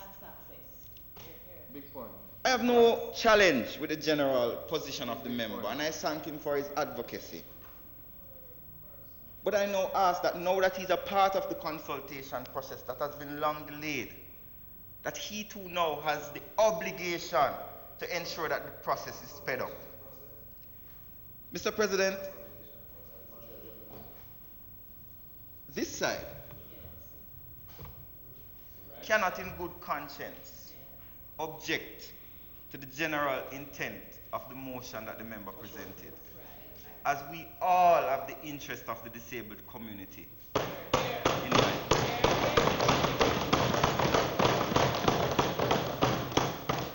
The interest of the disabled community on this side transcends this house.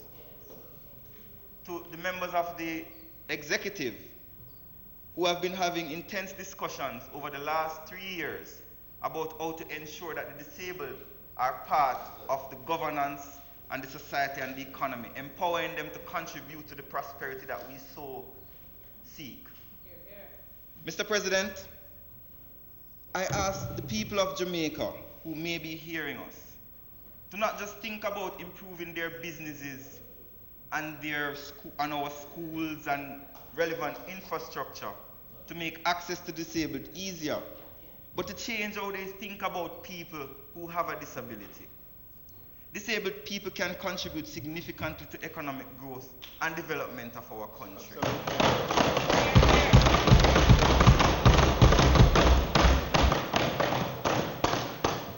I myself was inspired by Senator Floyd Morris when I was on the campus, and several other members of the disabled community who have gone on to become scholars within the society, contributing significantly to government and the private sector. Senator Floyd Morris is an example to other disabled persons within the society.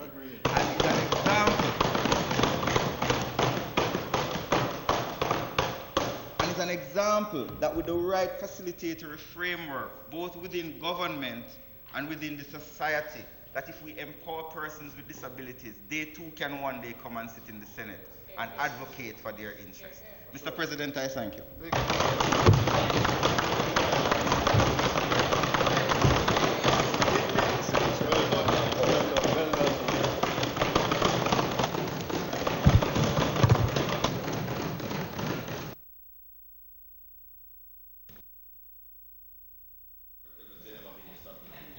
No.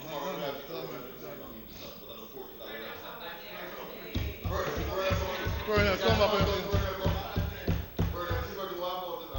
finish. Come up and see. Colonel, I'm disappointed in you. Colonel, come to you. Mr. President.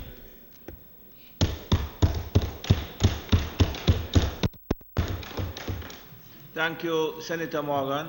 Senator Morgan. Thank you, Senator Brown. Yeah, consistent with the standing order, I shall not read. I shall speak from notes, and these are my notes. Mr. President,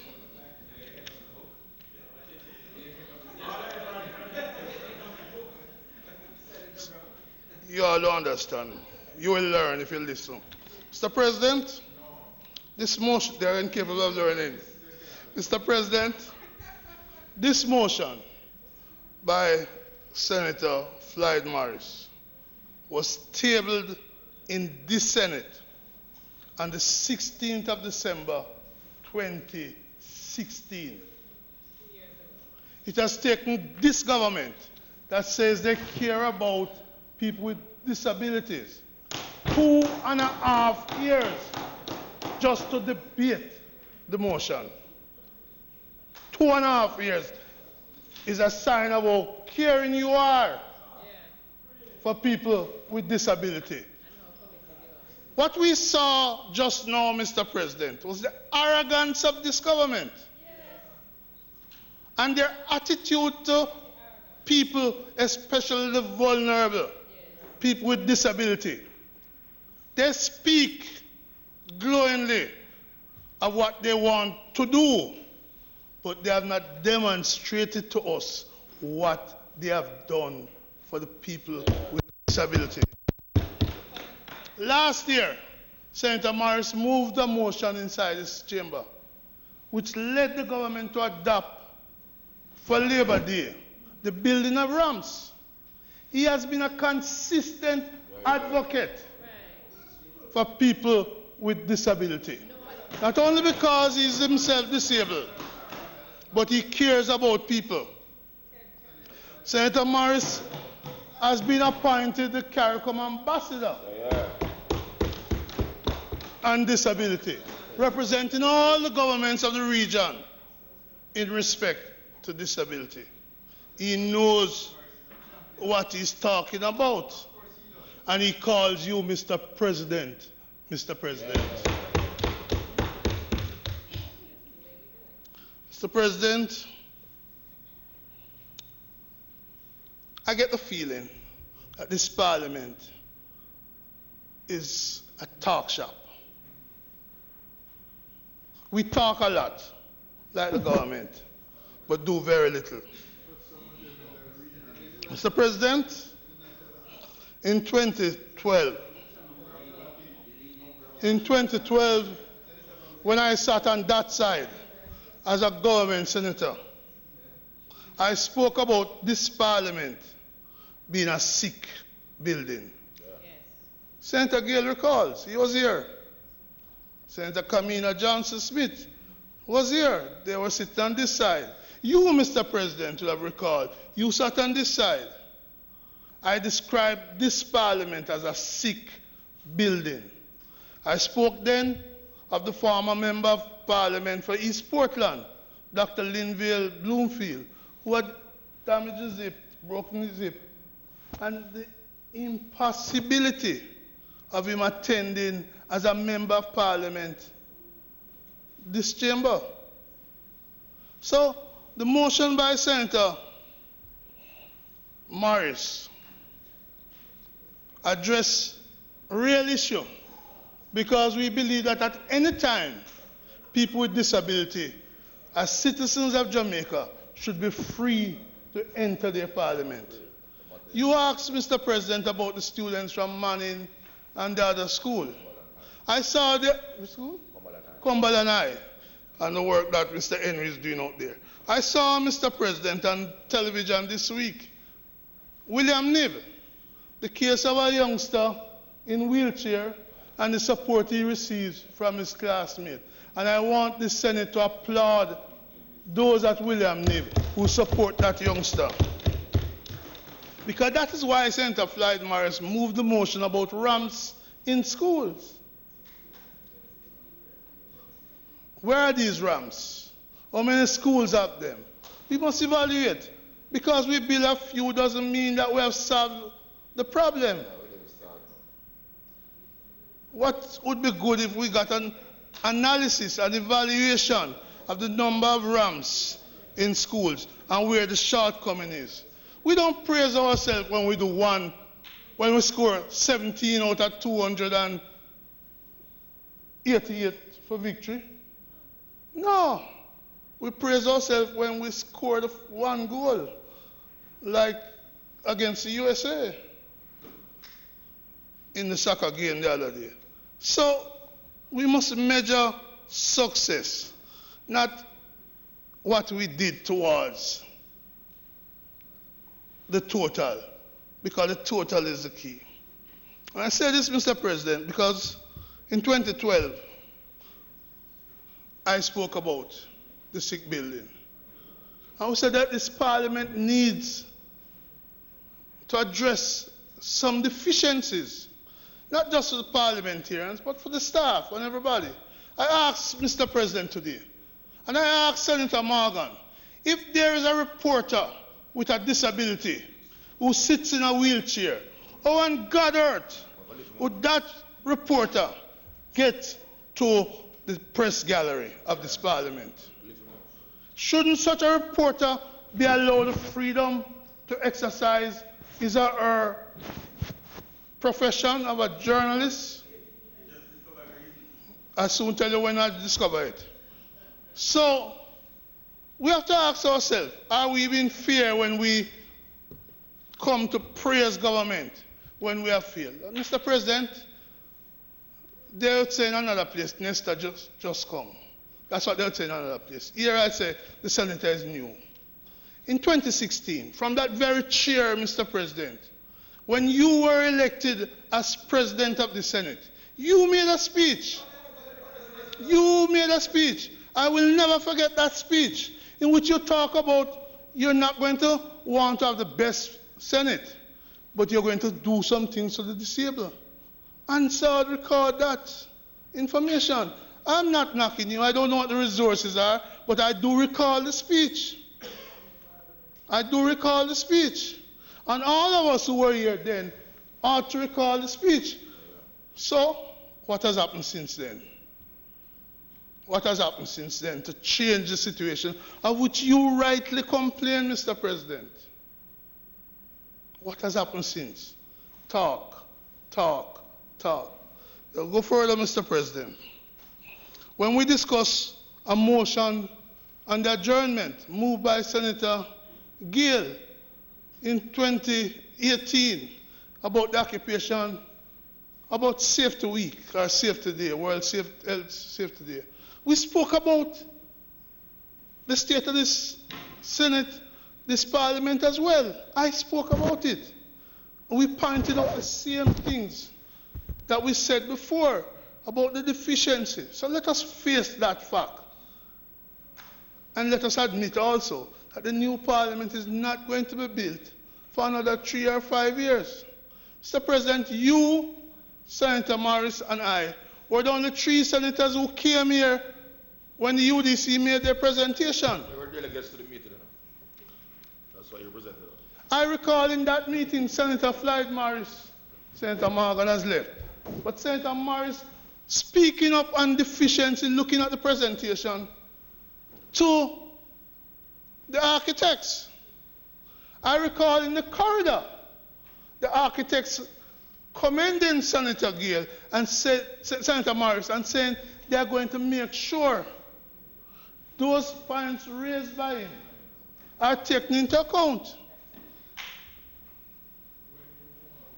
So let us be clear. The motion moved in 2016 by Senator Morris calls on the Senate to do certain things. It says, 1, we should table the report of consultants from Carleton University, the Canadian University. That's a report that is available. He says table it. Can the opposition be opposed to that? Senator Webber, not you. You support this. So let us table the government. Well, right now, you are the opposition to the motion. You are the opposition to the motion. But I ask the question, Mr. President. Can the government members oppose the tabling of the report? They can't, with good conscience. So that's one. Second thing the report called, second thing the motion called for, and let me read it. Be it further resolved that this Honourable Senate hereby call upon the government to implement as an interim measure,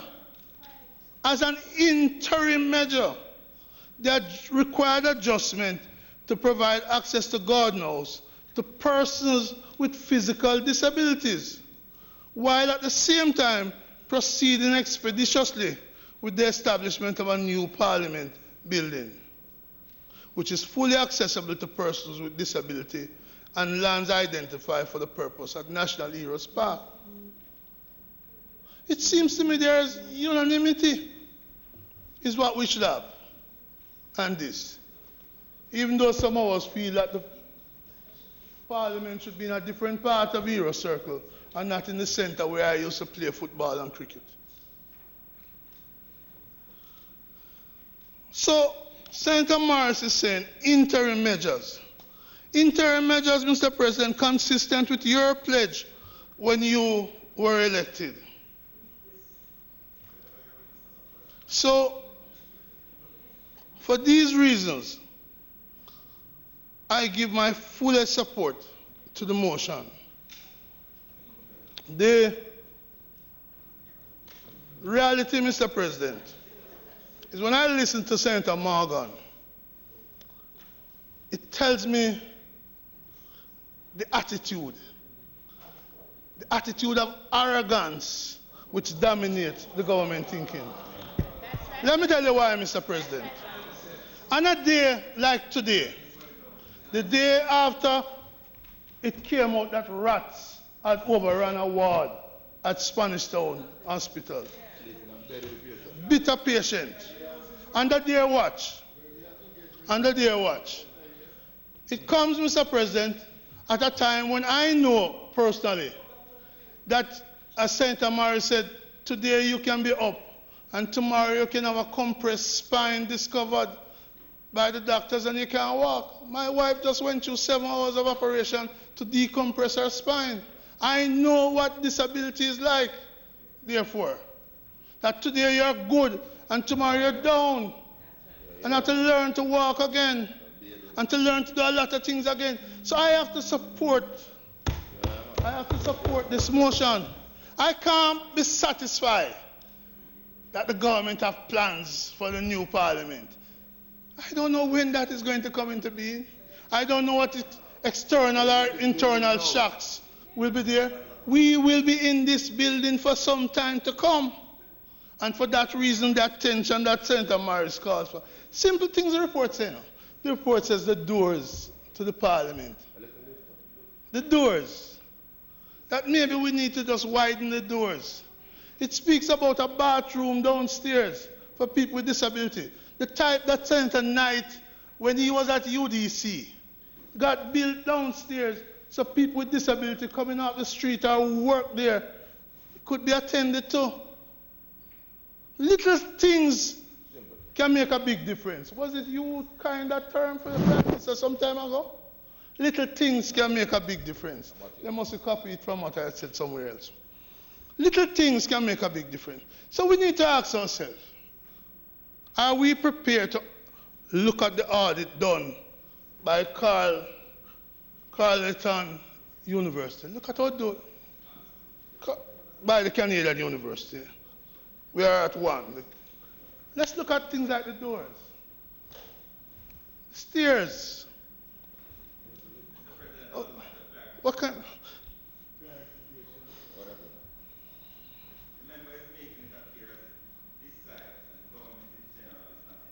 Well, he's right to so do.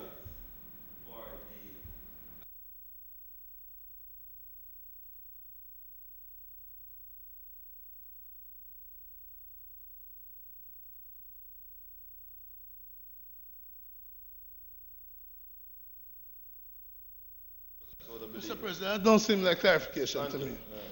But since he has said that, let me make it clear. What I would have thought that the government would have, I thought the government would have opened their response to Senator Morris.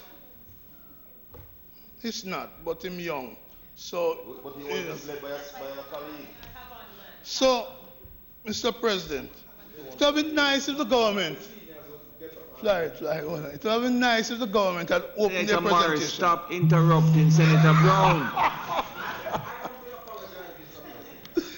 And he has another bite of the cherry too, you know.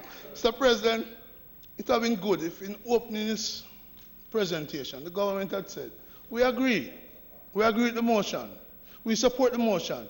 Here are some things we're doing. Here are some things that we will do.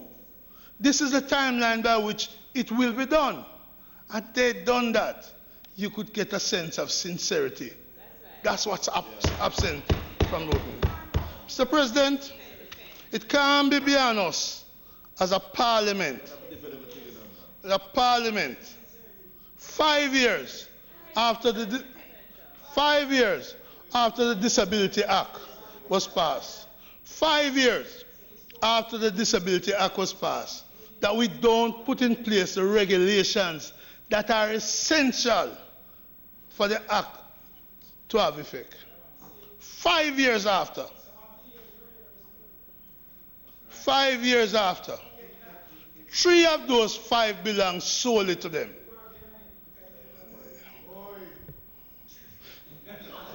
You know, Mr. President, if some of the students leave here and go back to Westmoreland or St. Catherine and say, I didn't know lashes were in Parliament, I wouldn't be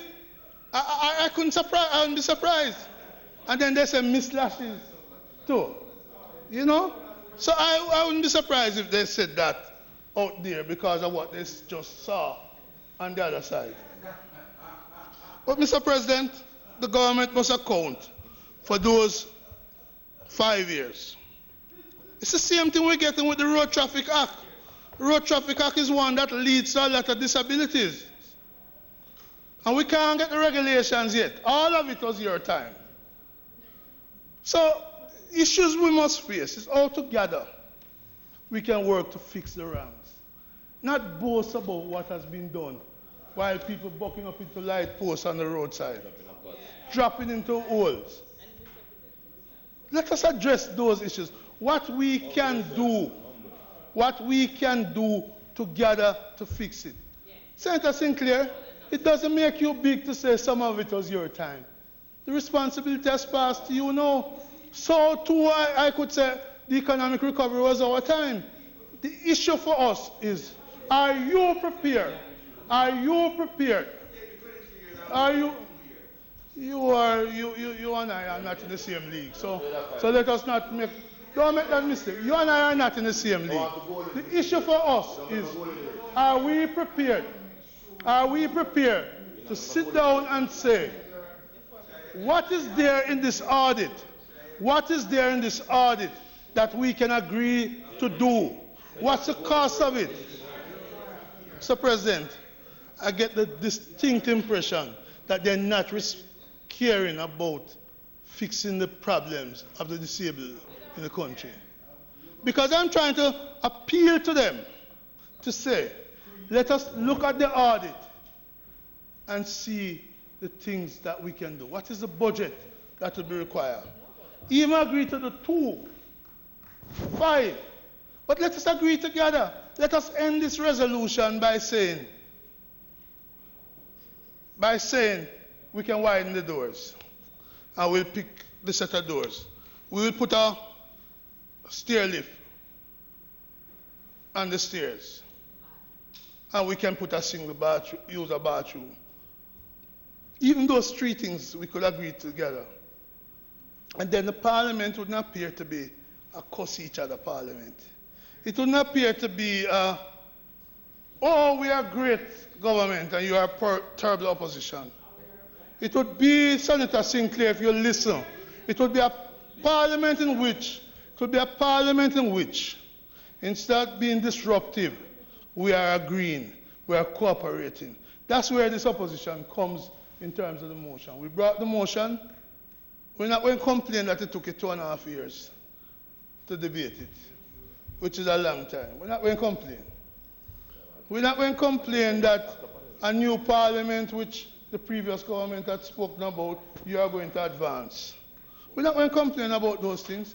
What we want to do is see how we can fix the deficiencies. And Mr. President, if that is what we achieve from this motion, I'll be very happy. But if what we do is get more of what Senator Morgan did, the PR and the twisting and the spinning, then certainly that's not going to take us forward. I hope that my trade union colleague and that my business colleague, Senator Gale and Senator Webby, who understand the world of work, Senator Gale, who understands, and he just has been awarded an Eminence in Trade Union Award. Congratulations. Congratulations. No, he's going to get up and say, I get the award too. But suffice it to say, congratulations. Senator Brown, in fairness, both of you were recognized with that award, and I asked the Senate to recognize both trade unionists by giving them an award. But in the world of work, where the businessman, Senator Webby, and Senator Gale, the trade unionists, operate along with me, issue of people with disability get top ranking. I hope the Senate can rise to the level of what the workplace does in lifting Senator Gale's motion, Senator Morris' motion, to a high level of action, real action, not talk, not a bag of mouth. If that is a threat to you, you're really shallow and weak. I know, but don't blame me if you're weak and shallow. Only it's weak and shallow people get nervous that way. So forgive me for that. It may be because you have no confidence. You have no confidence to recognize that an abuse is not thrown away. So, Mr. President, I believe the intention is to allow for other people on that side who is not here today to contribute to the debate. I am prepared to make this the totality of my contribution to the debate. Action, not a bag of words. May it please you, Mr. President.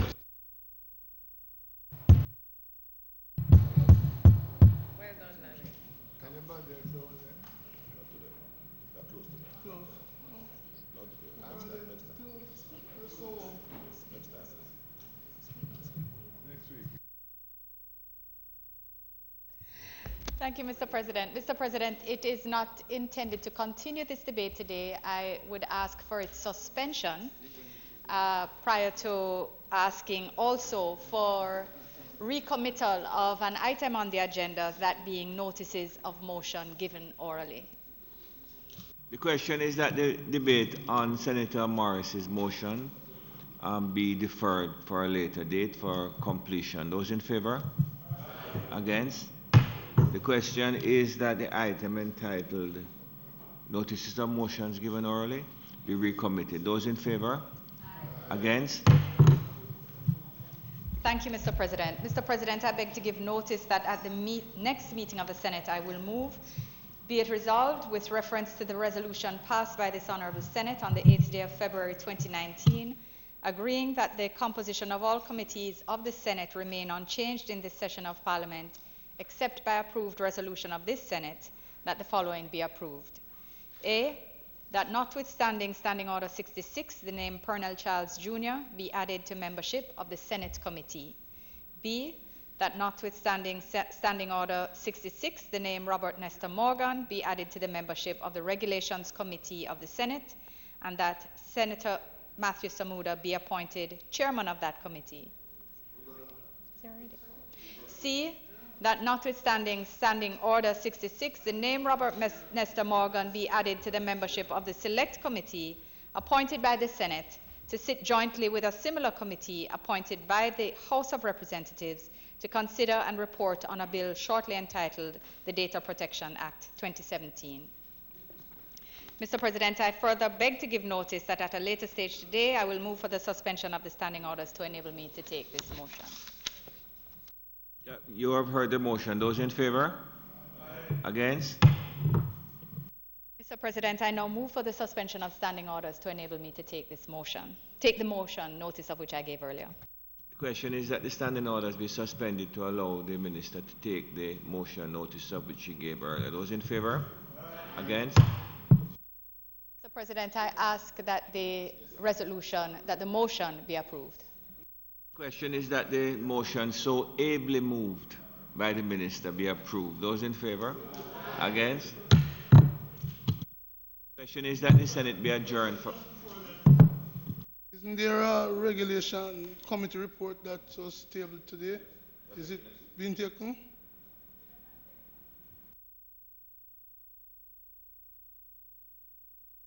Thank you. Just before I ask for the Senate to be adjourned, you're not dealing with it. Just before I ask for the Senate to be adjourned, once again I implore the teachers, especially the kids coming from Westmoreland, go over carefully, insist that the driver obeys the rules of the road, because it would be terrible for us to hear that anything happened on the way going to Westmoreland. So please be careful. Thank you very much. The question is that the Senate be adjourned for a date to be fixed. Those in favor? Against?